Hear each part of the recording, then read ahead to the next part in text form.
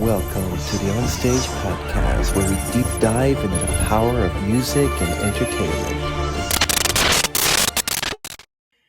Hello, everyone. Thank you for joining us once again. Today, we are thrilled to introduce a talented young Canadian singer we absolutely adore, Rachel Dara. And she's 17 years old. She hails from Montreal, Canada, and has already released some fantastic singles: Broken Friendships, Sunset Boy, Young and Alone, 18, and her latest single, Rich Love, is out now, and we'll be linking it along with all her other information in the description of the YouTube video down below. We are beyond excited to have the chance to interview this amazing young musician. Rachel Dara, genre is indie folk rock, pop, alternative rock, and you began performing at local open mic events and festivals like, okay, forgive me if I pronounce this, Argentine Bleu, I think. Argenteuil en blues. There you go, Close. everyone. That's it.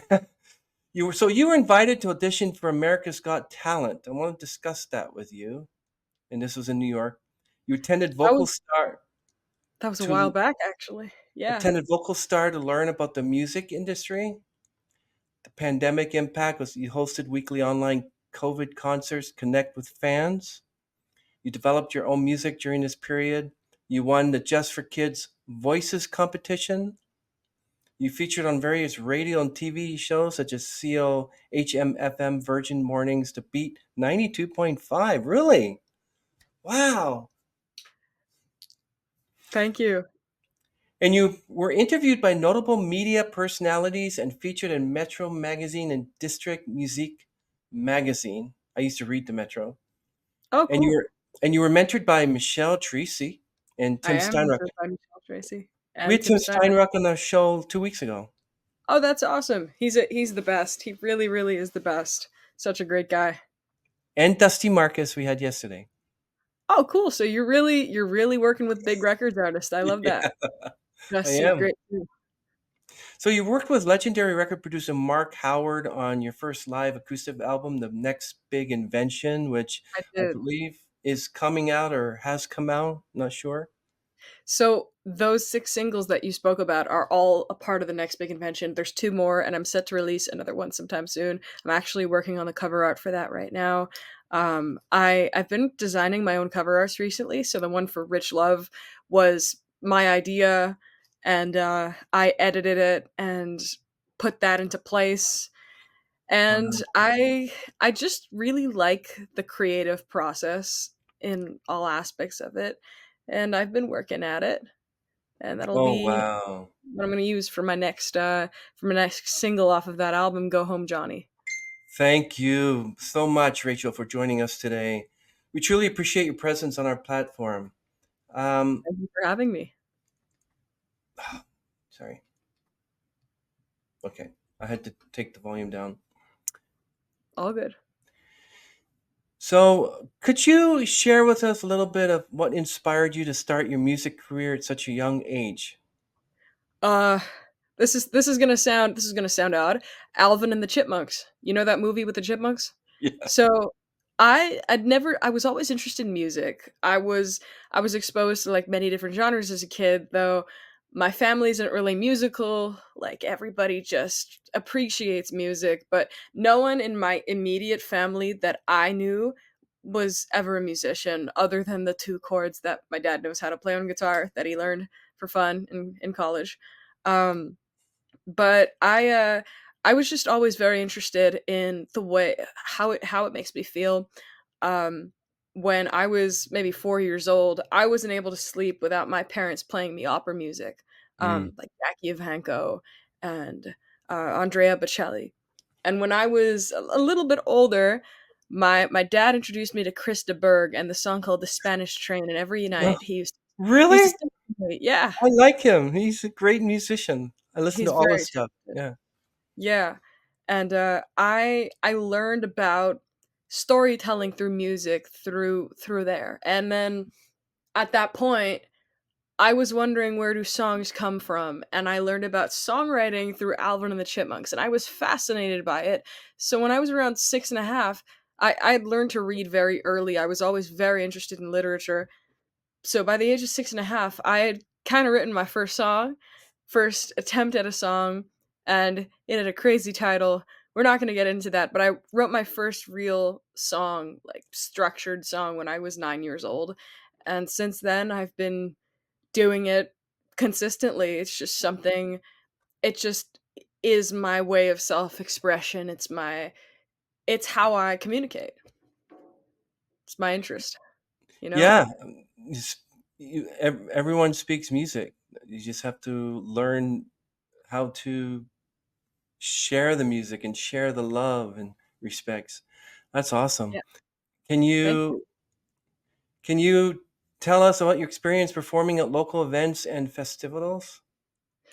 So I'm actually recently it's been very very busy. I've been booked and busy for the past 2 weeks, which is not something I'm used to. And Mm, speaking of festivals, I actually last minute got a gig at a festival on Saturday here in Montreal. It's called the mm, West Island Blues Festival, and I was playing. I was very lucky to have met the deputy mayor of a little city in Montreal called Pointe Claire, and he actually reached out to me and asked, mm. "Hey, can you play at one of the biggest malls in Montreal tomorrow? Can you play 4 hours?" And I was like, "Of course." And it's just everything I love doing. I went out to the mall, I played a few sets. And yesterday, while we were driving back from Toronto, I actually had got another last minute gig uh playing at Canada's Wonderland. Mm. So the deputy mayor of this little city calls me up and he asks if I can perform at this blues festival, which is a big deal in Montreal. And it's completely booked. There is no spaces. So I assumed he was talking about next year, but in reality he wanted to push me on the stage because he liked my music and Wow. I'll be playing kind of in between sets. So he's trying to give me as many opportunities as possible and I'm just lucky to have met people like this. This is Deputy Mayor Errol Johnson here in Mm. Montreal. He's a really great guy and he gave me this opportunity. So Saturday I'll be playing at a local festival, and Sunday actually this is a little off topic, but I had mentioned I'm booked and busy. Sunday I leave to Toronto once again. I'll be recording a 3 song EP. Wow. So that's a little project I'll be talking a bit about sometime soon. And in April, I'm going to Syracuse, which is not a very local event, but I'm playing two of the biggest events I've ever played. I'm playing at the New York State Fair and the Brew York Festival, which is the biggest festival I've ever played. And I'm very much looking forward to everything that's going on this summer. I'm just trying to juggle it around. I sometimes forget everything I did 4 years ago and how I started doing this. And there are moments like these where I'm brought back and I think about, oh yeah, yeah, I did. I played at Argenteuil en Blues. I played at these open mic nights, and I think about how hard I've been working at this, and it just adds up. And I'm very grateful for each experience I get doing this. So what's your playlist like? Like what's your opener for every show you do? So I usually like to switch things around. It depends on the show I do. I tend to if this is like if this is an original show, if this is something that people are here to listen to my music, then I usually start with the song 18, which you had mentioned, because it's just that song I would say it's something I never get sick of singing. So I'm a very avid songwriter. I'm punching out songs all the time. And this record, all these singles, were written and recorded when I was 13 and 14. And I feel like I've grown a lot since then. But at the same time, I haven't in a way. But my songwriting has grown a lot since then. So sometimes I'm singing older songs, and I feel like I disconnect from them sometimes, which isn't that great because how am I supposed to make an audience connect with my music if I can't even connect with it? So sometimes I just scroll through photos and videos of myself at that time, and that's how I connect with my older stuff. But 18 is something that's always going to be in my heart, something that I just really connect with.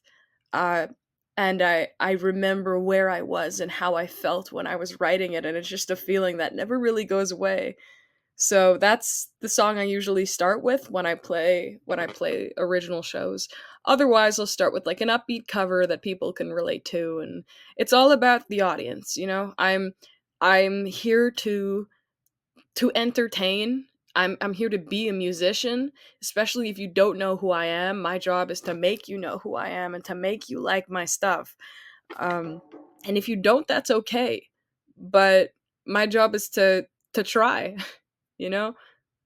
You know what you should do? You sort of remind me of another 15-year old named Francesca Tarantino. She's really She's good. great. I've actually heard of her. I was listening to one of her songs. She has a song that I like, and I actually looked her up, and I was like, this girl's cool. I think I follow her on Facebook and stuff. She's really really cool. I wish I Mhm. was that cool at 15. I was trying to figure out where I was in music and stuff, but I've kind of embraced like the whole folk thing at this point. Even though I do other genres, I work with other genres, but right now I'm just bathing in in the folk industry. That's where I'm dipping my toes into right now. And I never really was exposed to folk. But recently I've just been kind of bathing in the folk because I've been compared to some amazing people by people who know everything about folk, and I'm sticking to what I'm doing. But Francesca is super super cool. And she's a great guitarist. Mhm. I remember listening to she's got this one track like the I don't remember what it's called, Tragedy. but I think it's Sim- Tragedy. yeah. The one that's like kind of rock and roll. She had a guitar solo there, and I was like, huh, I wonder who the guitarist is. And that was her. And I was beyond impressed Mm. because I usually hear a lot of produced stuff that people don't really, especially younger artists, kind of get an entire team to do their thing for them. And I'm cool with that. That's awesome. But at the same time, I like to hear people do authenticity, and I see that in her, and I wish her all the best. She's great. I don't know that much about her, but that one song came up, and then I found out, hey, she's just an indie artist. So I'll How take about, that as a big compliment. yeah, how about Caleb Toner? Do you know her too? I don't know who she is, but I can check her Y- out. Yeah, look her out. Cal Toner, she's good too. Kel Toner. I'll Cal Toner. check Yeah, her she's out. like That's super she's like cool. 14. So all three of you together, a killer group. That's awesome. Thank you. I love Francesca and Rachel and Cal Toner together. You have to think of a yeah, name. that'd Uh, be awesome. I'm actually happy that you wrote that song, 18, because Janice Ian has a song called 17, and Yes, she does. Steely Dan has a song called 19. So there you go. Yeah. You fit right in. Yeah, and there's a lot of other 18s. So when I wrote the song, I was like, oh, come on. I could come up with a better title. But what's the point of coming up with a better title if that's what the song's about? So I originally like wanted to name it the number, but I feel like it's more me if I just name it the word. And I actually wrote it in mind that I would make it into a pop song, but in reality 18 is as folk as it gets, and I'm very proud of that.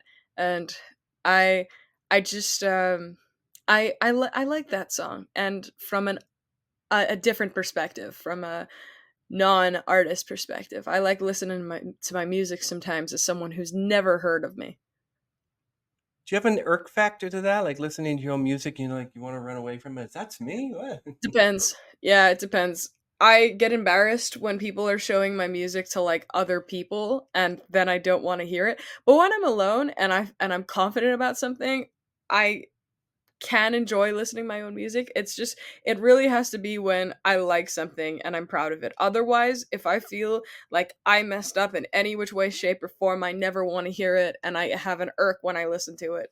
So yeah, Yeah, but everyone yeah, I want to discuss with you that song 18. Now, I actually want to talk about the new song Rich Love, but totally. 18 will do fine since we're talking about it. What's your songwriting process? Is there an experience behind 18? Because you're only 17, so is You 18 see my room? something? Okay. This is where I write. I write in this chair with my guitar that's I mean it's in its case, but right next to me over there. And Mm. I just to write a good song, it has to be something that's spontaneous. If I'm thinking about it too much, the song isn't as authentic as it is if I just Mm. blab it out. And I remember um I was just thinking about the fact that I have zero and or at the time I had zero form of independence. Mm. I've been working hard at it now, but I didn't know how to do anything for myself. And I've always been very like reliant on other people. So I was just thinking, well, being 18 must be so scary because I think I'm going to have to do this and do that. But in reality, I it's not as scary as I thought it was.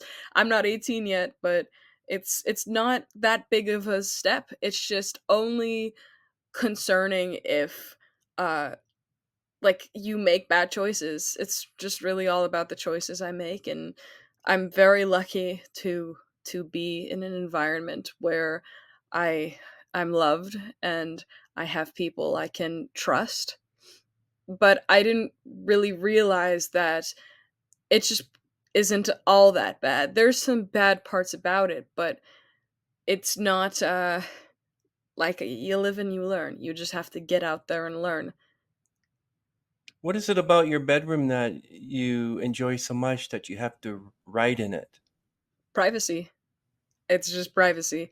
And I'm just I'm there and I'm alone, and it's just a lot easier for me to write when I'm alone. It feels like I'm naked when someone's standing in the room and I'm trying to write a song, Hmm. especially if it's one of my parents. Like it's same thing with listening to music. I feel weird when I'm listening to music around like my family. It's just it gives me that for some reason that just gives me the irk, but I just feel comfortable in my own safe environment doing my own thing and just not thinking about what's around me. So that's why it's my room. That's interesting, Rachel, because you ever heard of singer-songwriter? She wrote most of the music and most of the songs for like people like Cyndi Lauper and Madonna. Her name is Diane Warren, and what she did I've is heard of her. she went into a room. She was privacy, absolute quiet. She lit up a cigarette, maybe had a beer or something, and she just started writing. And you should Yep. see over 100 songs for all different sorts of musicians. So that reminded me of her because privacy, and also she felt when she's listening to music in front of people, she thought she had her pants off and underwear off and stuff, which is kind of weird. Yeah. I see that actually. That's so funny that you bring that up because sometimes I feel that when I'm listening to music in front of other people, I feel naked. It feels weird. It just doesn't I don't feel comfortable. That's interesting. That's very interesting. I'd be interested in knowing what was it like auditioning for America's Got Talent and what happened there. Oh, Why so weren't you chosen? so I auditioned behind the scenes for America's Got Talent, but the Mm, reason why it's on the website is because I was asked mm, to come in and have a private audition. But at the time I had zero experience. So I mm. still think about it to this day, and I've learned a lot since then, and I've done a lot of private auditions and stuff. But one thing about reality TV shows is that you don't walk up on the stage with Simon Cowell and everybody and you audition there. There's a pre-audition before that. And once you if you make that pre-audition, sometimes there's another step before that until you get onto the reality TV show, which may not even be aired. So I've done a lot of that stuff. America's Got Talent was in person, and this was actually back in 2019 when I had just started doing this as an artist. And I remember like the main thing I learned from that audition because I was telling them everything I had done, which wasn't that much, but they don't know that. They don't care. They want to know who I am. So one thing about auditions is that you gotta just be who you are. No one cares what you've done. No one cares about your experience. No one cares about your CV or what Mhm. job you do. They just care about who you are as an artist, as a person, what makes you interesting. And your experience does not make you interesting unless it's like a sob story or something that has to do with your art, but otherwise no one wants to hear your CV when you're auditioning for a reality TV show. Yeah, and this was 2019, so Yeah. that was way before the pandemic started. Yeah. And It what was was a few months before. yeah, what was the pandemic like for you? Because you had something like you're hosting COVID concerts. How Yeah. did that So impact your connection with fans? the pandemic actually grew my music. If it wasn't for the pandemic, I don't think I'd be where I am. I would Wow. do weekly COVID concerts every Saturday night, uh, sitting in my living room or my dad's office, and I would stream on Facebook and Instagram and sometimes YouTube for an hour. And because we shared this so many times on Facebook, it started getting a lot of traction. So at one point, I had like 15,000 views on a live stream the Wow. night after, and to me that was so crazy because it just didn't process to me. And I just I'm very grateful for that. It also, Tim Steinruck. Tim If Steinrock. it wasn't for Tim Steinruck, if it wasn't for these concerts, I would have never met Tim. He actually found me through Facebook through these live streams. And I did this cuz I wanted to bring joy to everybody, and I wanted to give myself uh like a purpose in a way, a purpose to keep on going, because the pandemic was really difficult. Actually, I come from an immunocompromised home, so when it hit, I was in grade 7, and obviously everyone was on lockdown for a bit, but when everyone went back to school maybe 6 months later, I was online for a year and a half. I didn't see anybody my age, and in the moment I was miserable. But like I learned so much about my art at that point, and I worked so hard on songwriting. I'd never written as many songs as I had done in the pandemic, and some of them are uh I don't even think I can top them at this point. But it's just I got to give credit where credit is due. And it was pandemic was brilliant in that sense of sharing light with other people. But what I don't usually talk about is that, I had mental and physical health issues Mm. because of the pandemic. And it wasn't that great for me either, despite it looking like it. And I'm grateful that it happened, but I'm also very grateful it's over and that it brought me to this point. Did you have your parents in the background? Because you were like 12, 13 years old, 14 years old, and you were Yeah. live streaming on Facebook, Yeah, too young my for dad was over Facebook, there. Huh? and got a lot of creepers saying, "Hey, look, there's a 12-year-old playing on." There you go. Like, how did you manage? My dad was always right there. He actually kind of partook in it. We'd sing "Wanted Dead or Alive" by Bon Jovi together, and Nice. he was the one sharing the live streams. But yeah, I do get a lot of creepers. Still do. I did back in the day. Sometimes it was these automated bots, which you just block and delete. But sometimes it's genuine creepy people, Hmm. who just have bad intentions. And I'm very lucky that my parents protected me from that, but you just block and ignore.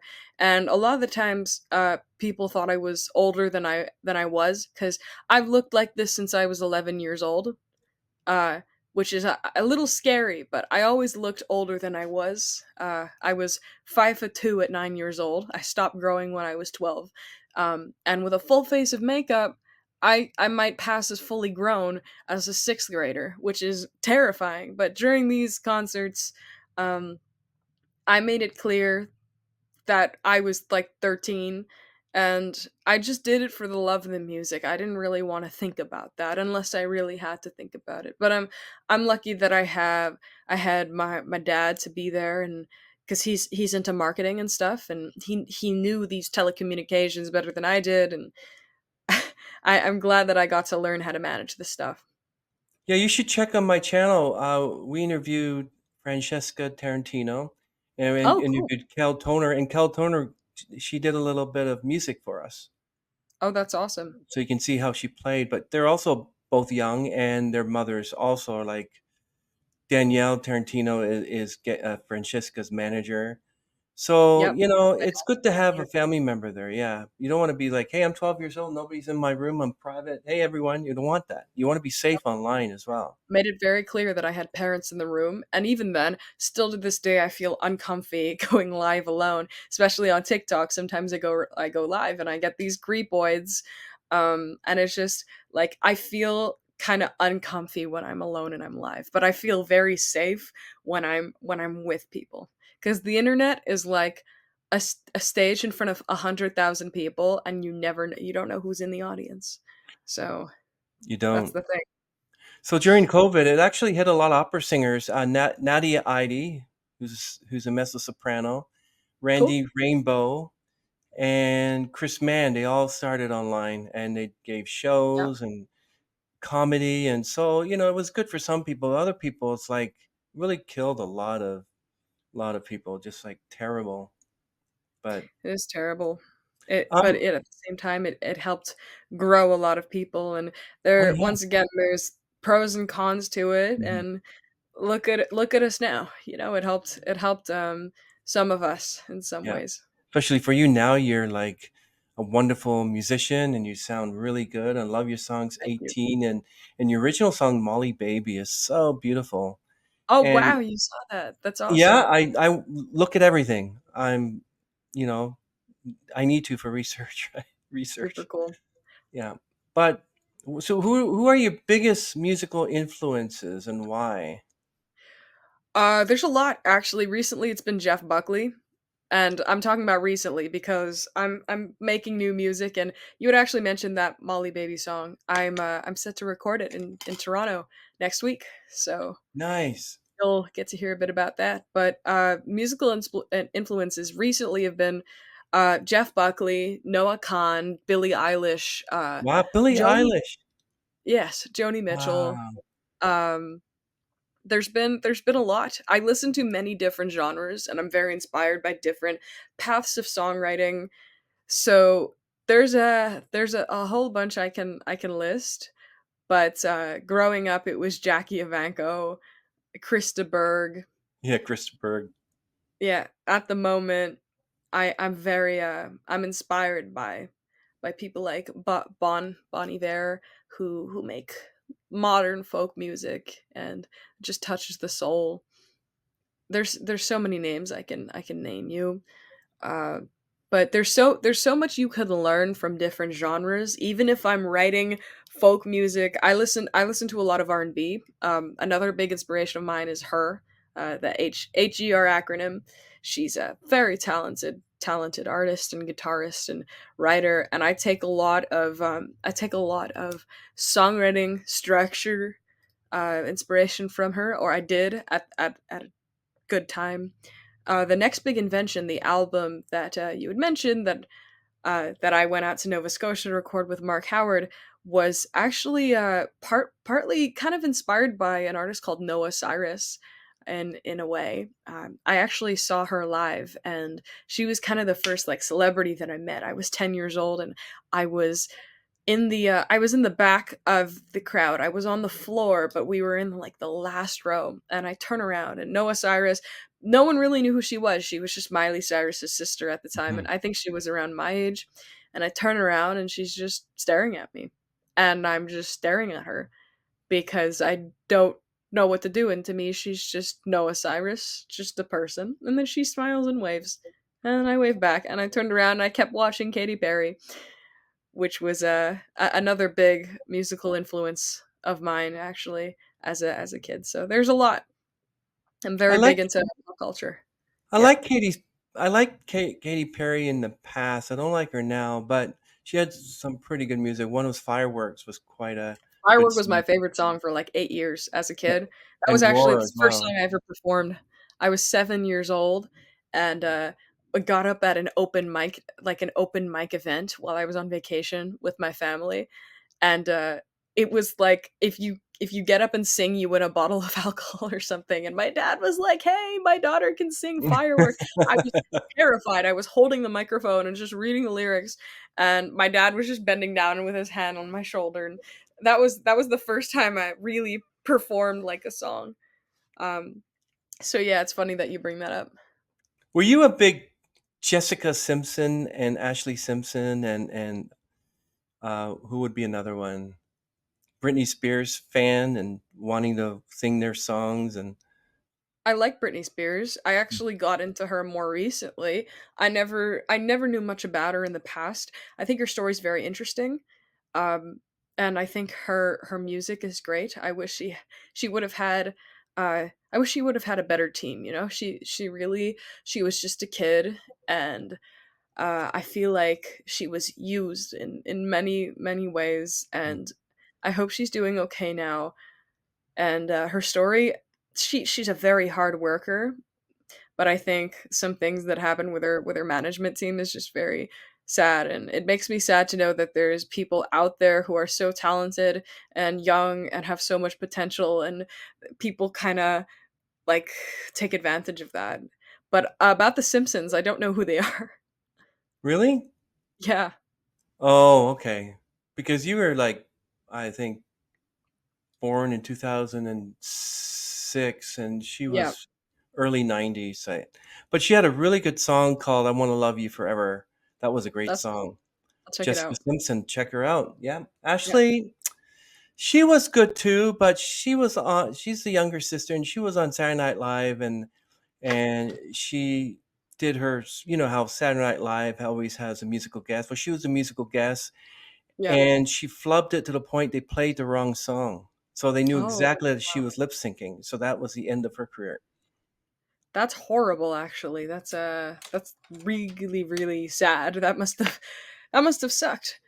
But But I listened to Jessica Simpson for years. Now, what about well, I know you like Cyrus, I think. Everyone loves Miley everyone Cyrus. likes Miley Cyrus. And you Her have you music is attempted good. Flowers?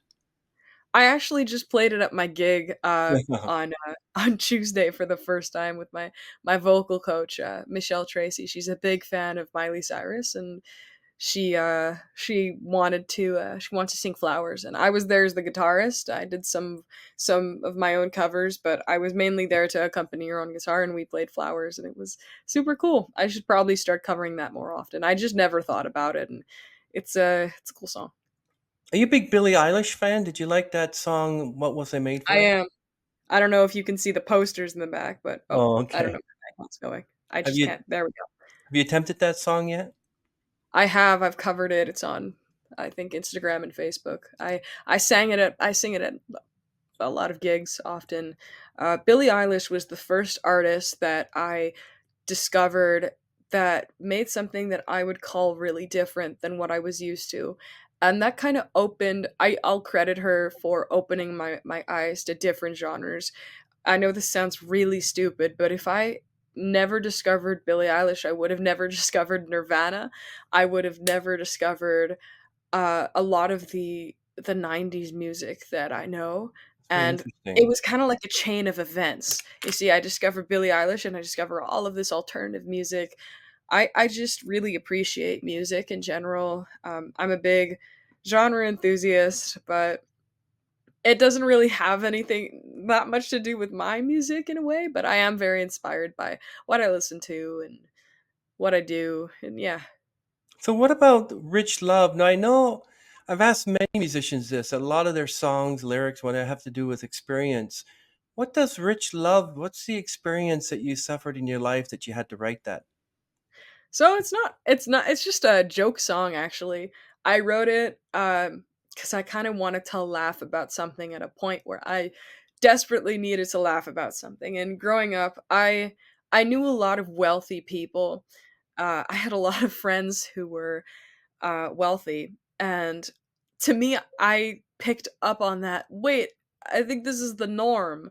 Uh, you're supposed to get whatever you want and have two massive houses and Hmm. wear designer fashion clothes at the age of 7 years old or something. And I remember Okay. seeing their parents and hearing how they would talk to each other and hearing what was kind of normalized. And one thing that was very, very normalized was people buying each other's love. Like, hey, we're married because our parents paid a lot of money for us to get married, and I'm gonna spend a lot of money on a really expensive ring for you to love me. But in reality, I just kind of love your money.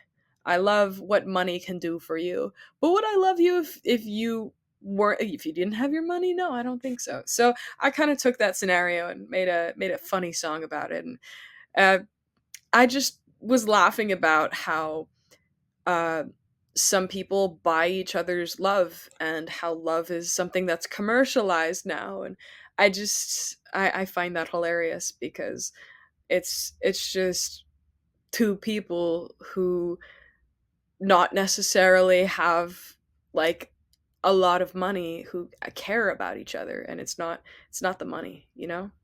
That's interesting, Rachel, and also perspective as well. You're talking about wealthy. Well, every apartment building has like a shed where people put their couches and whatever they want to throw out. They put it in that shed, and people come and they take it and they sell it for like oh,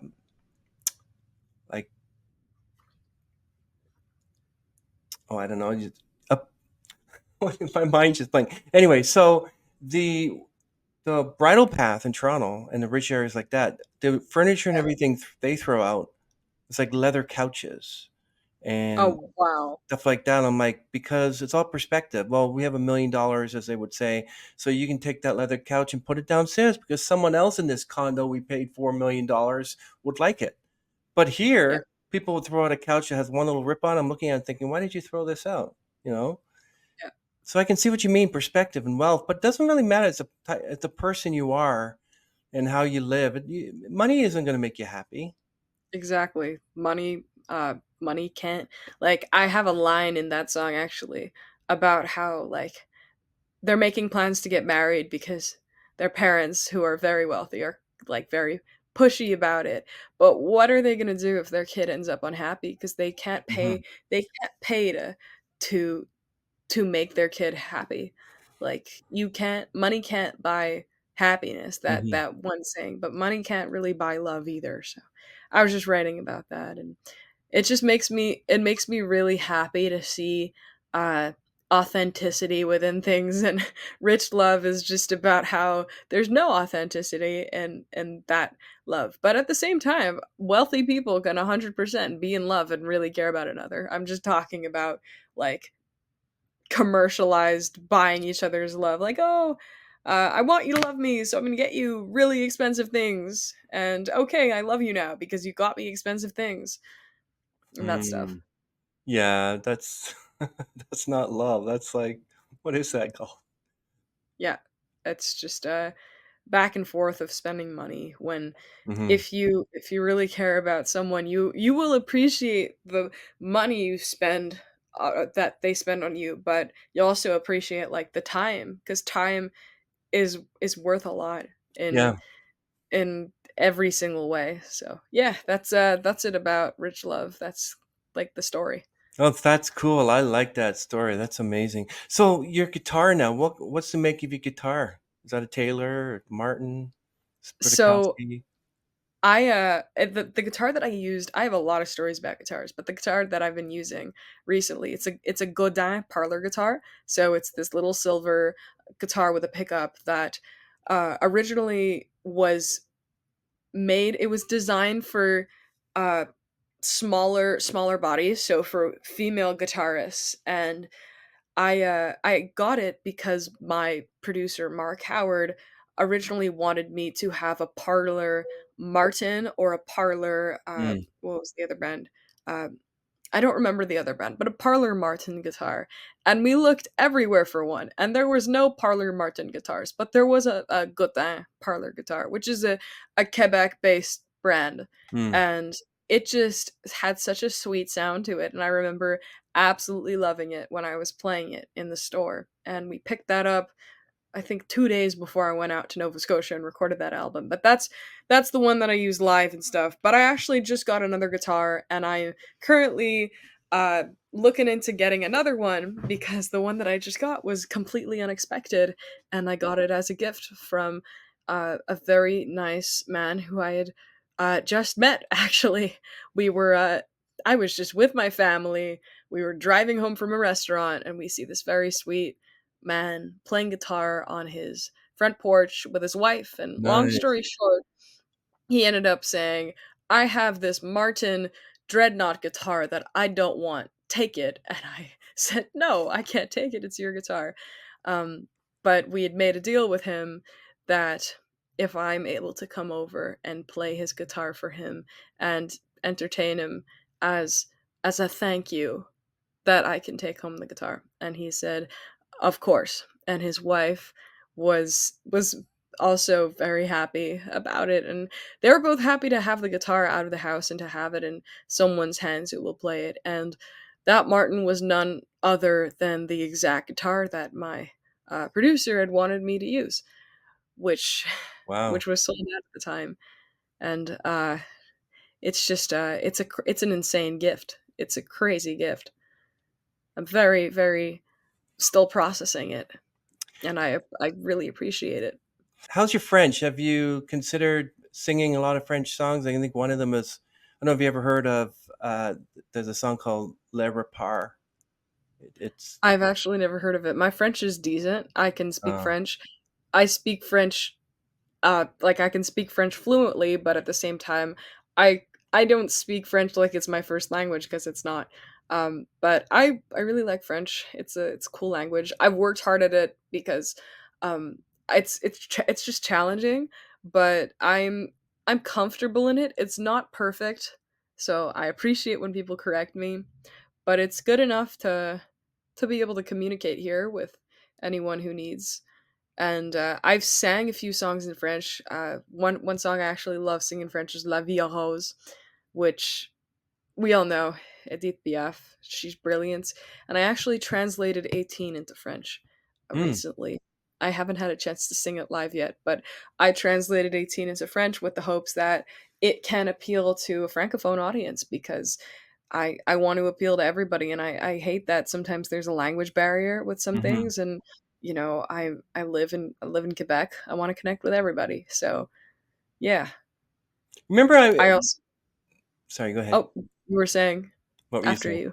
after you? Oh, I was saying I also sing a French song called Comme Toi by Jean-Jacques Goldberg, and he's a very talented French songwriter. And that's like it's a very sad song, but it's a story. And I was introduced to it. Um, I was introduced to it by a teacher, and I've been singing it ever since. It's a beautiful song. But yeah, there's I'd love to learn some more French songs. Are you familiar with Canadian artist Corey Hart? He wrote that song. Yes, Yes. I Well, he wear my Sunglasses. sunglasses. No, no, he's really good. I like his music. But he married Julie Masse, who's also a French singer, and they sing the song Là-bas. Là-bas. It's a French tune. You should look it up. I will check it out. I'll check it out. That's cool. Là-bas. Là-bas. Julia, yeah, Julie Masse is like really good, but it's just all French tunes. And I know That's a cool. lot of French singers, but it's sort of like my French isn't really that good, so I just stick with English. I just like I appreciate languages and cultures and all that, and it's cool living in Quebec. At the same time, uh like all the academic stuff in French is kind of difficult, but learning the language is great. And the people are great. I've always like kind of felt a draw towards Quebecois culture, and I always love learning more about it, even though like I'm like a second generation Canadian, third generation Canadian, something like that. But yeah, it just depends on the person. I've had experiences with people who like encourage me to speak French and then correct me whenever I need it, or who like encourage me to speak English to be comfortable, and some people who don't want to hear English at all. Like, really depends on the person. Yeah, you were saying just earlier that the pandemic through COVID helped your musical career. Did winning the Just for Kids Voices competition affect your career as well? Oh, it definitely helped. I connected with a whole bunch of very, very cool radio hosts. I ended up like becoming an ambassador for them, and a year later I sang at their in-person event. I sang 18 there, and that was super cool. I'm very grateful for that because it launched me towards doing other things. Like Hmm. uh I remember how big it was when I won that, and I'd never really won anything. And this summer when I was in Atlanta, Georgia at the ESO Awards ceremony, and I won two awards, it was that same feeling of, oh my god, that's my name, you know? And it's not something that you expect.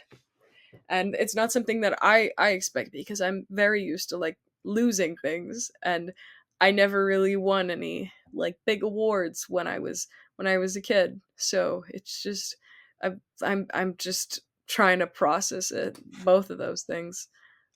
So you see yourself as big as Miley Cyrus or Jessica Simpson you never heard of, or Britney Spears by the time you're 25? Or do you not like to think that far ahead? I mean, honestly, thinking that far ahead kind of stresses me out, but really I just want to see where this path can take me.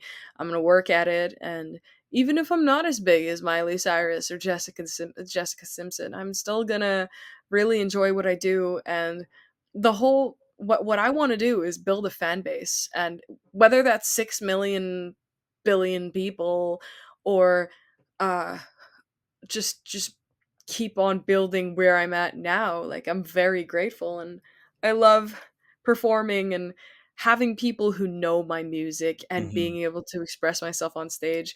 I just want to be able to do what they do.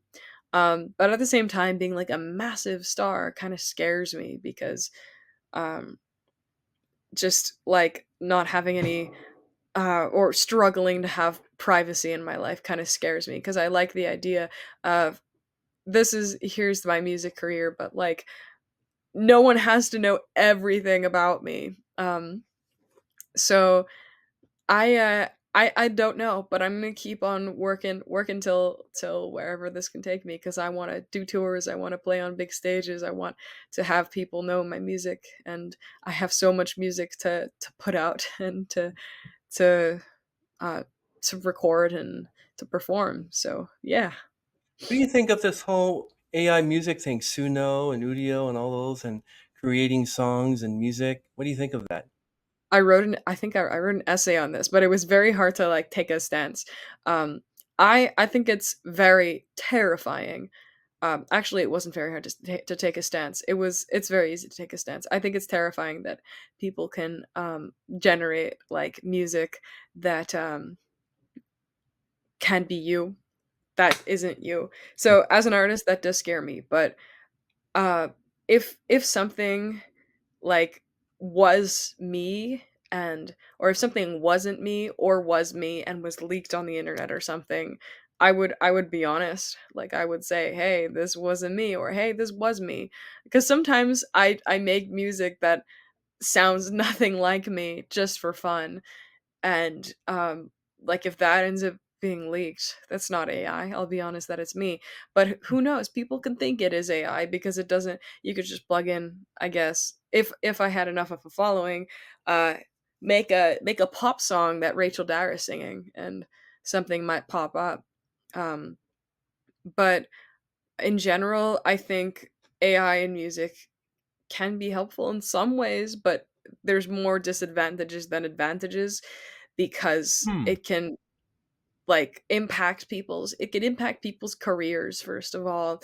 um and if it isn't them, then the finances wouldn't really go towards them because it's not their music, and it's it's just kind of dangerous because at the same time you could make anyone say anything with AI. um, so even if it's something like that's an innocent song, it still has the potential to be very dangerous. But one thing I appreciate about it is that sometimes I scroll through like TikTok or something, and there's an AI cover of a dead artist singing a recent song, and it just blows me away. That's what I was going to mention. That's one thing. Because they did that with Amy Winehouse. They actually put Amy Winehouse lyrics, vocals through an AI music, and it spit it out this beautiful song that she never wrote, she never sang, but sounds like an Amy Winehouse song. So you mean to tell Honestly, me? So you mean to tell me if you took your song "Peace Inside Your Eyes" and you put it through either David Bowie filter or Chester Bennington filter, and it sounded amazing, you wouldn't want to do something with it?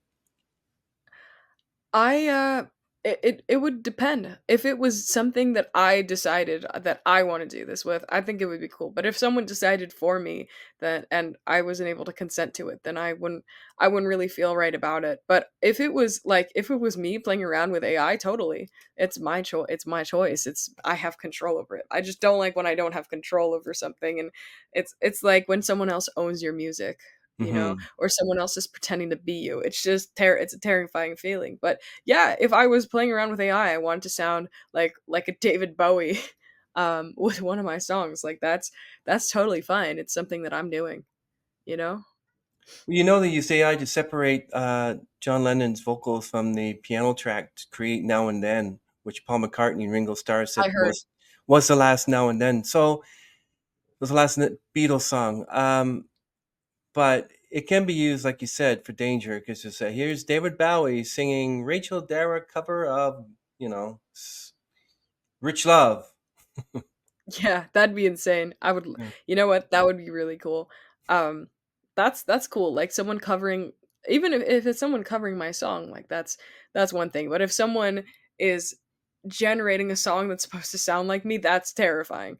And then releasing it and then generating income off of that, that's not something like I would be okay with. But if it's something like that, that's cool. That's awesome. And I see a lot of like like I said before, really cool AI generated music. Mm-hmm. And honestly, I would say that if not if you are, but like it should be or it can be very very good for artists who are deceased or their families or Mm-hmm. their team who are still trying to um, bring bring their music to life. So let's say if someone has a million songs and it's written down and unfortunately they're not here anymore, Mm-hmm. then AI can be a very powerful tool, and that I think it's great. But it as long as it's used responsibly, that's the thing. It doesn't matter what it is, just as long as it's used in the way it's supposed to be used. Yeah. Have you faced any challenges as a young artist in the music industry? Um, I would say number one, sometimes it's hard to be taken seriously. Um, as a young artist, as a young female artist, it's hard for people to take me seriously. But I work at it and I try to articulate myself in the best I can. And another thing is I've I've done a lot in the past 5 years, but at the same time, sometimes I deal with people who have a lifetime of experience ahead of them, and I don't know as much as they do. So sometimes I learn a lot. I have to pick up on a lot, but learning is just another like extra step to where I'm at in music. And another thing is obviously the creeps. The creeps, I don't even think I have to explain. Nobody likes creeps. Hmm. And another thing is it's kind of hard to get a lot of gigs as Mm-hmm. an underage artist, because a lot of bars here in Montreal won't let me play there. Mm. And at the same time, I wouldn't. I I really just want to be there for the music. I have played at a bar before, and it was in Syracuse, Mm. and I met a lot of interesting people. I met a lot of drunk people, Mm-hmm. and I'm glad that my dad was there because a lot of the a lot of the people there were creepy, but there were some funny people who I met, and it's one of the advantages and disadvantages of being an artist is meeting a lot of people, Mm-hmm. and there's more advantages than disadvantages. But I like meeting people, but sometimes there's people that you don't want to meet, but I like meeting people for the most part. I love talking, as you could probably see. Yeah, I know. What kind of messages do you wish to convey through your music? Like, what do you want your fans or the people listening to your music at a bar or function or a venue? What do you want them to take away from it? I want people firsthand. I want people to connect to my music. I want people to kind of see the story behind everything. I want people to find comfort in what I do, and um, the my music all has different meanings, so I can't really um, make one meaning to it, but I can tell you that I want people to walk out of that show feeling like they're heard, feeling like this random experience that they've experienced has been put into words, has been articulated in a musical way, and I just want people um, to connect with what I do and to feel it. I like seeing people feel things. I think that's what makes us human, and it's really, as an artist, one of my favorite things is seeing people like visibly connect to my music. They don't even have to say anything. Would you Yeah, like to have someone walk out of one of your concerts singing like "Rich Love" or "Peace that'd be into Your super cool. Eyes"? Wouldn't that be awesome? That would be super, super cool. Especially singing my unreleased music would be would be crazy to me because that would mean you really liked it. And I've that's happened a few times with people who have now become my friends, where they've Mhm. connected to my music and they know my unreleased music and they play it sometimes. And I find it very cool when people connect with my music and start singing it and know my words. The other day when I was in Toronto playing at Canada's Wonderland, when I Mm. was on stage with Michelle Tracy, she was singing 18 just for fun, and it blew me Wow. away because she's such a brilliant artist. And even though I've been working with her for 4 years, like she still has so much experience on her belt, and hearing her sing my song was so cool. It was really like it meant a lot. I can imagine what it is to be able to work with such people like Tim Steinruck and what's sorry, Michelle Treacy. You must enjoy that. Who would you really want to? You got phone call or someone knocking. Hello, it's fill in the blanks, and you're like, oh, Um, who would I really want to work with? That's a good question. There's a lot of artists I really want to work with. I kind of blanked at this point. Honestly, one person would be who I mentioned before, her. hmm. She's just an incredible artist, and she's just the essence of cool. And to work with someone like that, that would be my moment. So I would say her. But there's just so many brilliant people out there, whether they're celebrities or not, and I just it's kind of hard to pick, but definitely her. She'd be one. Yeah, I would like to actually do a duet with Amy Lee from Evanescence. I She's love, awesome. yeah, She's super cool. and Yeah, and Shia as well. I would love to yeah. do a duet with Shia. That's like, She is super cool. Yeah. yeah. Um, have you heard of this band called Flyleaf? They're like they're kind of like Evanescence, but more less kind of less emo, and I'm Oh, using wow. emo as an actual music genre term. Hmm. They're more grungy, they're more rock. Oh, wow. They're like an alternative rock band that I'm into. They're kind of similar to Evanescence in a way. Um, but yeah, I listen to a lot of stuff. So when you're talking about these artists, I'm making connections in my head. Oh, yeah, I can imagine ladies and gentlemen, Yeah, Rachel Dara will be opening up for Sarah McLachlan or something. that would be insane.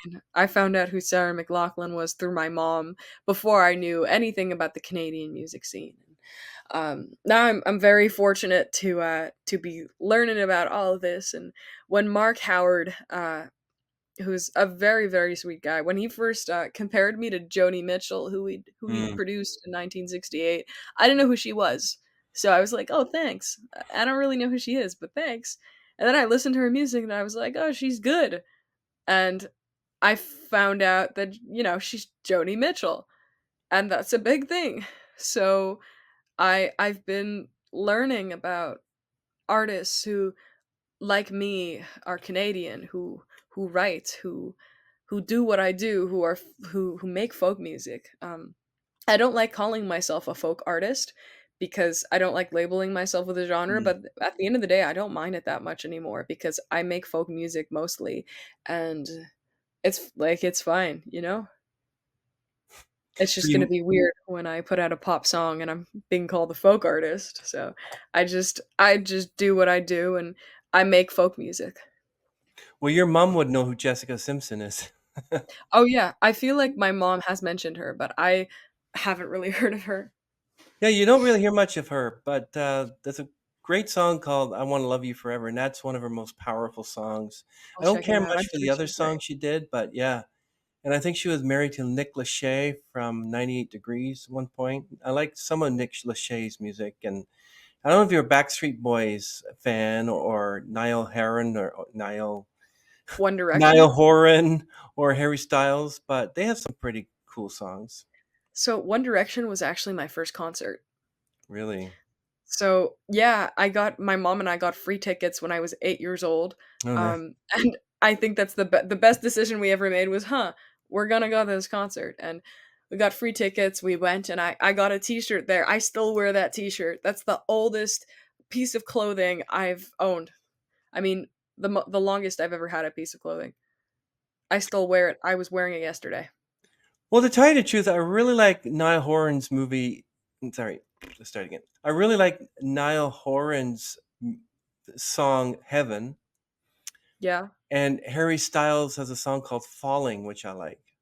I like Falling too. Falling's a great song. My favorite Harry Styles song, I would say, either Fine Line or Matilda. Matilda's a great song. Not "Sign of the It's a Times." very That's a good one. guitar. Huh? "Sign of the Times" is a good one. Sign of the Times is a good one. That was a hit. Yeah, his solo career is really great. Niall Horan's a very good artist. I don't really listen to his newer stuff, but yeah, One Direction, all of them, they're all brilliant, just brilliant artists, and I very much appreciate their music. Uh, I've always really liked Harry Styles, his vibe, his music, his authenticity too, and he's just a sweet person. I don't know him personally, obviously, but he just he just does his thing and he just is authentic. He's authenticity in the pop industry and I feel like his solo career is like kind of him saying this is me and that his One Direction career was kind of very limited and he's just a cool guy. I Do you like like him. Louis Capaldi? Louis Capaldi's very talented. He's I listened to him for a bit when I was younger and I haven't really been listening to him much, but he's a brilliant artist, very talented and just like a funny guy too. He whenever I watch his I remember he used to post TikToks and stuff and I found them hilarious. He's just funny, he's talented. He's seems like a really down to earth person. Yeah, I like two of his songs, "Someone to Love" and "Wish You the Best." Those are my two favorite songs. I like They them both. Yeah. Yeah, I like them. Thank you so much, Rachel, for being on our podcast. I'd like to ask you, what advice would you give to young aspiring musicians who want to follow in your footsteps? I would say do what makes you feel like you want to do this and don't listen to people who are telling you that they want to hear something. Make the kind of music that you want to make that inspires you. Stay Hmm. true to yourself and don't let other people's opinions or commentaries or any type of pressure that anyone puts on you, don't let that take away your love for what you do because it just makes me sad when I see young aspiring artists who are so brilliantly talented just kind of lay it astray because they're afraid of what other people think of them. Just be you. Just do what you want to do. Be authentic and make art and don't stop making art because other people want you to or because other people want to hear a certain type of art. Just do it, you know? I You like don't that, owe Rachel. anyone explanations. Thank you. That's a great interview. Thank you so much. So talented and such a wonderful musician, and just you have heart, Thank you and so much. you want people to be happy when they leave your venues when you play the music. Like you have a video here of you playing, paying it forward. You played 18 Live at a Dollar Tree in I Liverpool. did. Yeah. That was very fun. That's So spontaneous unexpected. right there. Yeah, that's Yeah. spontaneous. It was really fun because, you know, I just walked into that Dollar Tree and um I mean, I wasn't supposed to sing there, but they found out that I was an artist and that I was in town to play shows, and they asked me to play something, and to them I was like a celebrity, and I'm not. So they just it was so big for them, and for that reason it was so big for me, and they wanted to take pictures with me, and they're just these really sweet, down to earth people, and uh there are people I have hope that there are people like that, um no matter where you go, no matter where you turn to. And in that case, it was just a random Dollar Tree in Syracuse. I like that. I like the spontaneity. That's awesome. Thank you. Thanks. Thank you, Rachel. Really appreciate this. Okay, everyone. We're going to end the stream with Rachel Dara. We really appreciate you being on the podcast. Wait Thank right you for there. having Okay, everyone, going to end the stream. Everything, her music and her website, everything will link down below, including her YouTube channel. And yeah, we look forward to having you back on. Thank you so much. I'm looking forward to that too. It was really great to meet you, Chris. I'm a duck. I know, I didn't hear what you said. My feathers are too warm. Oh my goodness. Maybe if we flap your wings a little bit, it'll help. And? It's good.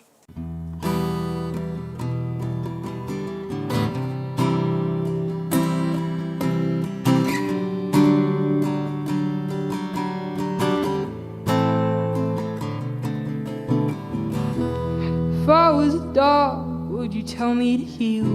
If I were a man, would you tell me to steal? If I were naive, would you tell me to skip my second meal? I haven't been asked this cause they know me well. I'm not stupid enough to fall under their spell. There will be a day when I'm too old to ask for help. But what do I do when I'm all alone? And by the law, I'm considered grown. When I try to call, they don't pick up the phone. Cause I'm young at heart and a morbid soul. What do I do when I'm 18 and I can't get no one to save me? If I end up not choosing wisely, how the hell am I gonna fall asleep? I don't want no one to hurt me, whether it be a friend or a memory. What'll be with my anxiety and everything that's bottled up inside of me when I'm 18? Oh, when I'm 18. When I'm 18. When I'm 18. I was a kid, I made a few mistakes. Hope I don't make any more, so when I'm older I'm safe. It's a shame to be legal with a door in your face that you could never escape. Rushing to get it in relationships. I don't need a man controlling all my happiness. I hope I'm still on the floor making music. That's who I'm choosing. What do I do when it's late at night and I'm too old for mom to turn off the lights? Will I be at the club trying to live my life? Or will I be chewing gum, doing something to sign? What do I do when I'm 18 and I can't get no one to save me? If I end up not choosing wisely, how the hell am I gonna fall asleep? I don't want no one to hurt me, whether it be a friend or a memory. What'll be with my anxiety and everything that's bottled up inside of me when I'm 18? Oh, don't wanna talk about it. When I'm 18, da da da da da da da da da da. Stuck at a cost, legal and lost. Don't wanna be that way then in present days. Out or at home, I'm young and alone. Where will I be when I'm 6 times 3 and on my own?